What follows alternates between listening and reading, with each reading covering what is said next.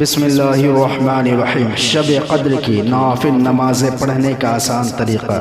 شب قدر کی نوافل نمازوں کی دو رکعت کر کے نیت کریں اور دو رکعت کر کے پڑھیں۔ سب سے پہلے اس طرح سے نیت کریں کہ نیت کرتا ہوں میں 2 رکعت نماز نفل لیلۃ القدر کی واسطے اللہ کے، منہ میرا کعبہ شریف کی طرف اللہ اکبر کہہ کر کانوں تک ہاتھ لے جائیں اور ناف کے نیچے باندھ لے، پھر ثنا پڑھیں۔ ثنا پڑھنے کے بعد سورہ فاتحہ کی تلاوت کریں۔ سورہ فاتحہ کے بعد اِنَّا أَنزَلْنَاهُ فِي لَيْلَةِ الْقَدْرِ یعنی سورہ قدر کو 1 مرتبہ پڑھیں۔ سورہ قدر کو 1 مرتبہ پڑھنے کے بعد سورہ اخلاص یعنی قل هو اللہ احد کو 3 مرتبہ پڑھیں۔ اس طرح سے پہلی رکعت کو مکمل کریں، پھر دوسری رکعت کے لیے کھڑے ہو جائیں۔ ہونے کے بعد دوسری رکعت میں سورہ فاتحہ پڑھیں۔ پڑھنے کے بعد پھر اِنَّا أَنزَلْنَاهُ فِي لَيْلَةِ الْقَدْرِ یعنی سورہ قدر کو 1 مرتبہ پڑھیں، پھر سورہ اخلاص یعنی قل هو اللہ احد کو 3 مرتبہ پڑھیں۔ پڑھ کر دونوں رکعتوں کو مکمل کر کے سلام پھیر دیں۔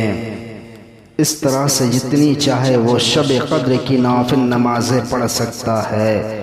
اور بعض صوفیاء کرام اور صالحین سے یہ بھی ثابت ہے، آپ حضرات شب قدر کی نوافل نمازوں کو اس طرح سے بھی پڑھا کرتے تھے کہ آپ حضرات ثنا کے بعد سورہ فاتحہ کی تلاوت کرتے۔ سورہ فاتحہ پڑھنے کے بعد اِنَّا أَنزَلْنَاهُ فِي لَيْلَةِ الْقَدْرِ یعنی سورہ قدر کو 100 مرتبہ پڑھتے۔ سورہ قدر 100 مرتبہ پڑھنے کے بعد سورہ اخلاص یعنی قل هو اللہ احد کو 3 مرتبہ پڑھتے۔ اس طرح سے پہلی رکعت کو مکمل کرتے، پھر دوسری رکعت میں بھی اسی طرح سورہ فاتحہ کے بعد 100 مرتبہ سورہ قدر کو پڑھتے اور 100 مرتبہ سورہ قدر پڑھنے کے بعد سورہ اخلاص کو 3 مرتبہ پڑھتے اور دوسری رکعت بھی مکمل کرتے اور سلام پھیر دیتے۔ جن حضرات کے پاس جسمانی طاقت و قوت اتنی ہے کہ وہ اتنے دیر تک آسانی کے ساتھ کھڑا ہو سکتا ہے تو وہ اسی طرح سے پڑھے، ورنہ جو پہلا طریقہ بتایا گیا ہے اسی طریقے سے شب قدر کی نوافل نمازوں کو ادا کریں۔ حضرات محترم، شب قدر کی نوافل نمازوں کو کس طریقے سے پڑھنی چاہیے، اس کا 2 آسان طریقہ ہم نے آپ حضرات کے پاس پیش کیا۔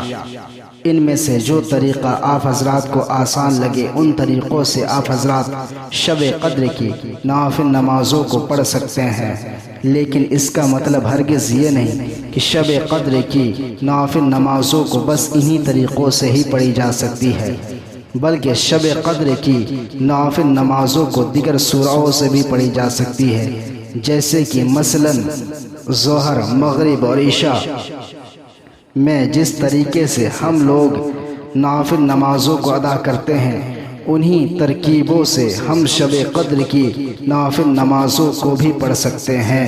واللہ اعلم ورسولہ۔